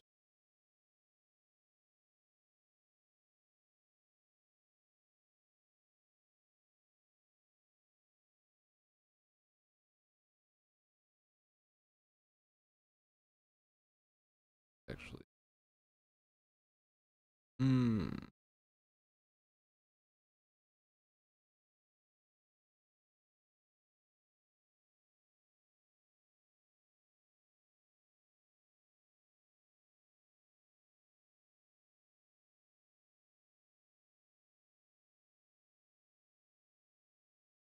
Mm-hmm.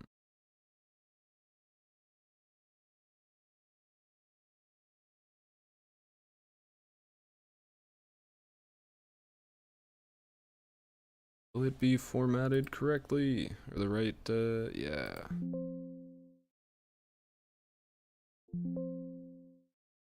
Right.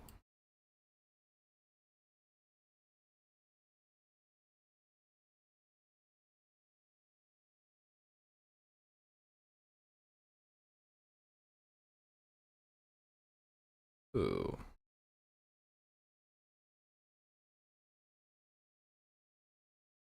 Third icon.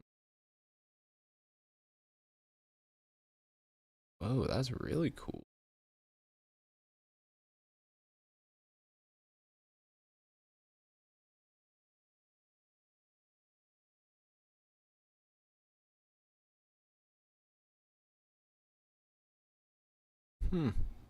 Never seen that before.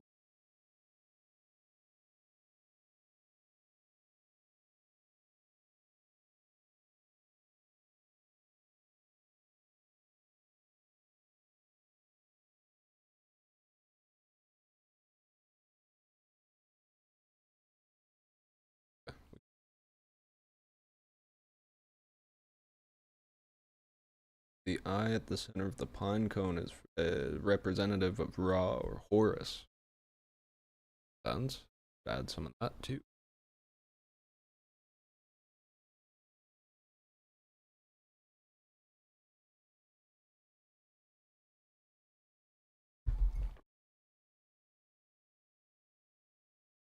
So,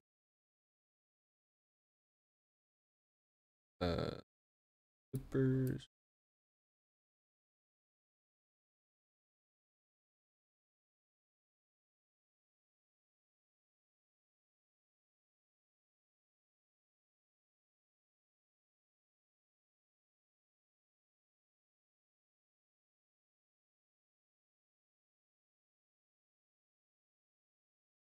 Yeah, I feel like it's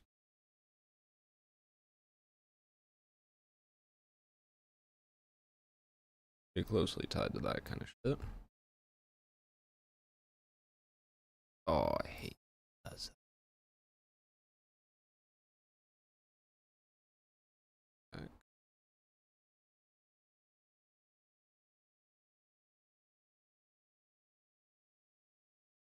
There. That's better.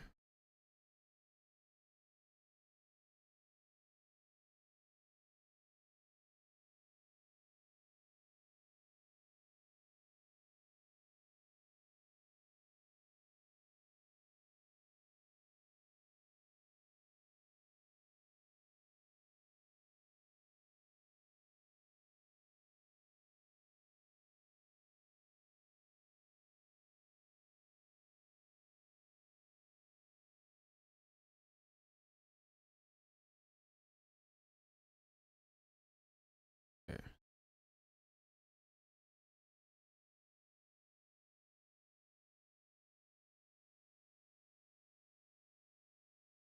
File form. Yeah, that works. We got one. Represents what we're talking about here.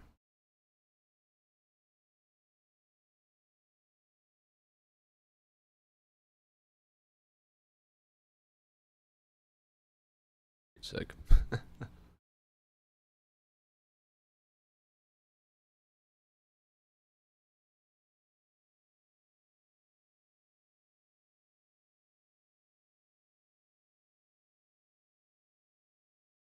They are different. Or I guess, no, I guess probably similar or close enough that in the same thing kind of thing. Or are they the inverse?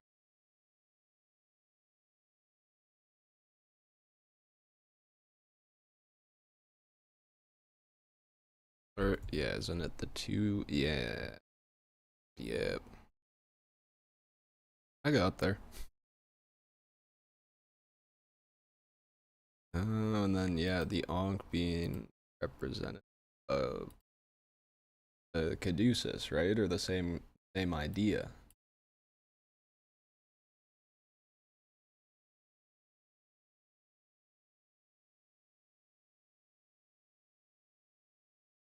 Sun and the moon. And that's what the Freemasons talk.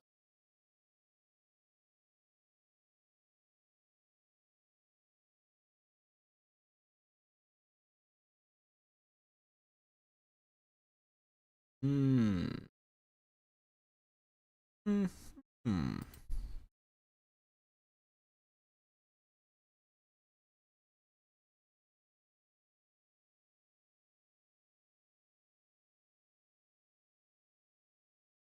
Hmm.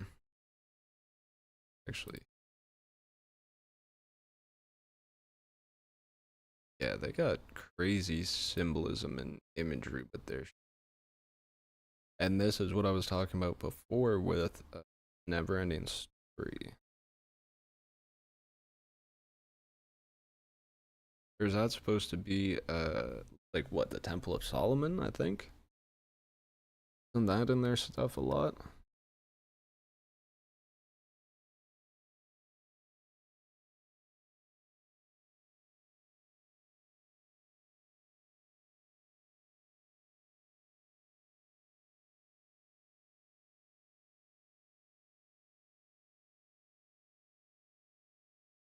Okay. Sure. Okay, wait. Why are they used? Probably to keep it hidden. Or instant recognition. Fellow members speak without speaking, right? Or the double speak. Pythagorean theorem represented by three squares. Understandably, perfect squares are vital for building, and mathematics discovery changed the way humans were able to create lasting architecture. True. The arcane tree, the desert plant. Would have an oh, acacia. My bad. F6. Acacia tree. Few pillars in the High Priestess tarot card represents the pillar of Boaz.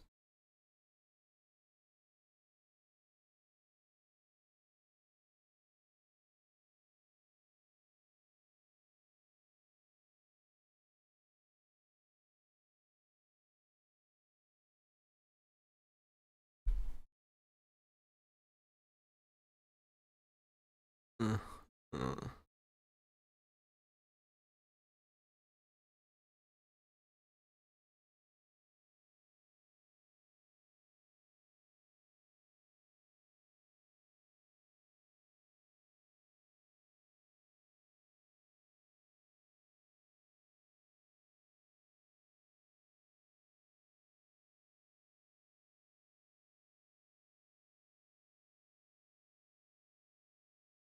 Right.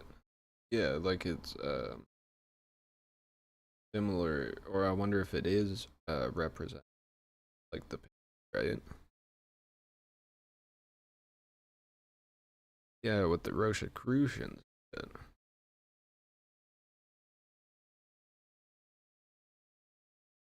But then wasn't Danny saying how the Rosicrucians were different than the Freemasons? But they probably have a lot of the same symbolism, right?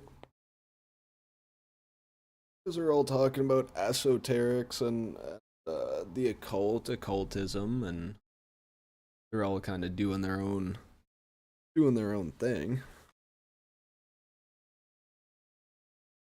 Doing their own thing, but it's all cyclical. It's all they all tie together somehow.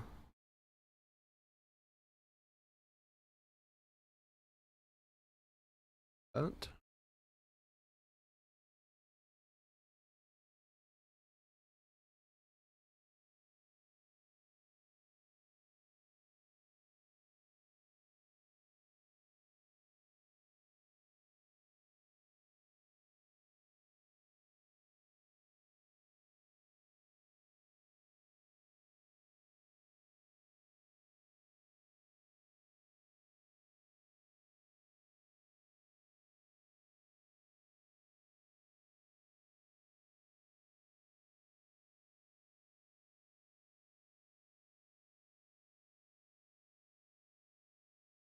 the ASCH, Magim, Magim, Mage, Magi. Really butchering the shit out of that, but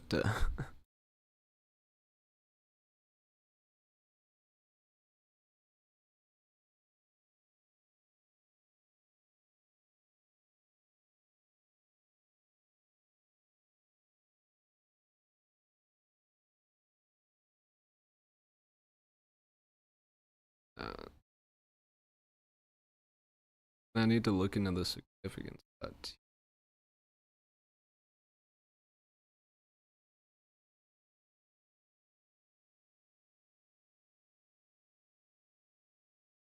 High Priestess is how they tied together. Okay.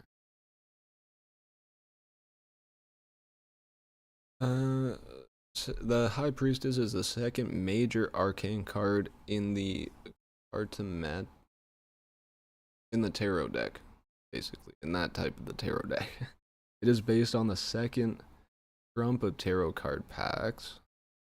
In the first tarot card pack in the 18th century. Here, okay, wait. Symbolism here, sorry. In the Rider Tarot, the basis for many modern tarot decks, the High Priestess is identified with the Shekinah, the female indwelling presence of the divine. Oh yeah, so the divine feminine. She wears plain blue robes and sits with her hands in her lap. She has a lunar crescent at her feet.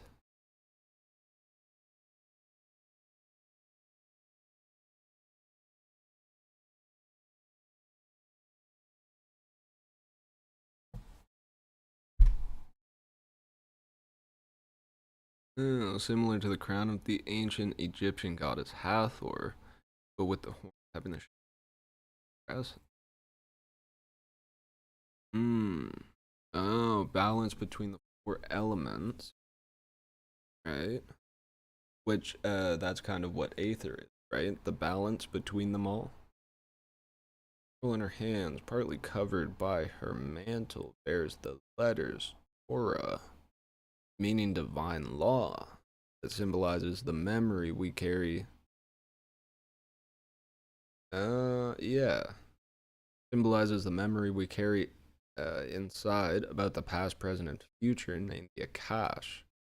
She is seated between the white and the black pillars, J and B. Yeah, Temple of Solomon. Yeah. Veil of the temple is behind her. It is embroidered with palm leaves, male, and pomegranates, female, growing on a tree shaped like the tree of life. Oh. Oh yeah, so I guess these would have been the older ones. And then the rider and wait.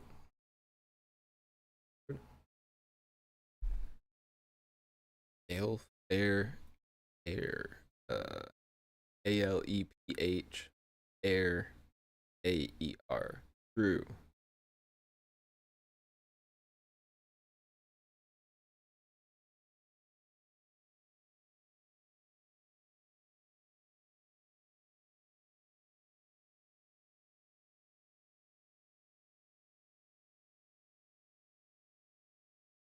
Very cool. Yeah, I like that. So yeah, same. And I wonder if that is representative of the Temple of Solomon. Or like so reaching to the heavens basically, right? Like or ascension in terms of the caduceus.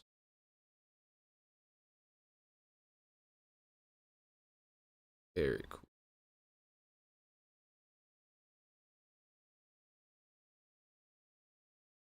Look at that. Badass.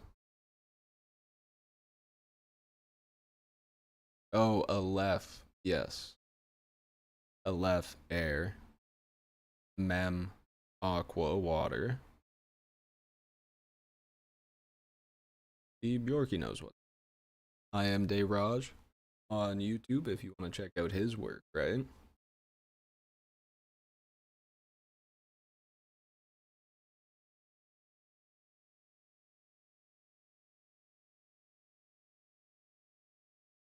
And yeah, the High Priest.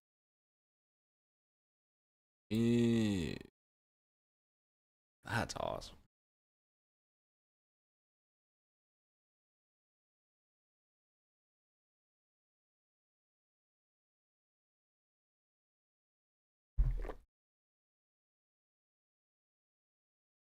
But yeah, definitely check out Bjorky's stuff. I am Dayraj on YouTube. Yeah. Cause yeah, he got a lot of great info. He stays putting me on the new stuff all the time, as you can see right now, right? And then yeah, that's my favorite part of it so far. Like we started with the media and now it's getting into the real life, like, you know, what is it really representing, right? What is all of this shit trying to lead us to? And I think it is very much this. And then this is kind of like how people manipulate it in a sense, right? But yeah, we are getting to 2 hours here. I think this is a good place to kind of set it down for here. We added a bunch to the Miro. This is kind of the first proper live stream on YouTube. It's been awesome. Because yeah, I was streaming on Kick before. I think this will be a lot better just in terms of, you know, after I stop the live, it should go up on the channel as a video. And then, you know, it'll all kind of tie into what I'm trying to work on with my stuff in terms of connecting the dots and kind of putting more, you know, maybe not more pieces of the puzzle out there, but trying to connect it in a more digestible form, or just showing that there are, you know, connections that you can find. And once you start finding the connections, it's almost like a snowball effect, right? But yeah. Heck yeah, man, I got you. Hey, he was saying thank you in the chat. Absolutely. That's what it's about, right? Sharing the info and our discoveries, and you know, putting people onto this information that, you know, they've been trying to tell us about for centuries, for millennia even. Probably even before, even longer than that, right?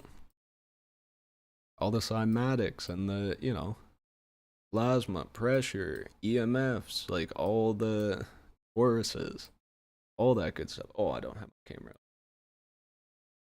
Oops. One last peek through. Right? The cymatics, the Tauruses, the etheric pressure, the Tauruses, the EMFs, the yin and the yang, the pine cones, the pineal gland, all of it. All of it. It all works together. It all connects. It's all part of the same thing, which is what they're talking about with panpsychism and with you know, so many different things. Talk about the oneness and source and, you know, the matrix of what we live in and what we perceive, but, you know, it's not necessarily what it is, right? But yeah, I feel like this will be a good place to set it down for now, and then, you know, we'll see where the subsequent content takes us. I think this has been a great little live stream, and then it should go up as a vid automatically, which would be awesome. And then I'll start working on more vids in terms of I want to do one on stoicism. I want to do like a world without money and do like a series branching off that way and talk about like the world that we live in terms of economy and stuff. Can we truly figure out a better system that works for everyone, and it's not just based on people at the top and the fucking hierarchical pyramid? Y'all know what I'm trying to say. The hierarchy of the people and life and economy and business and all that stuff, right? So yeah, stay on the lookout for that. Make sure you sub to the YouTube to see, you know, if I go live again or if I'm posting the new videos that go up, so you don't miss those. And yeah, we'll see where it goes from here. I hope y'all enjoyed.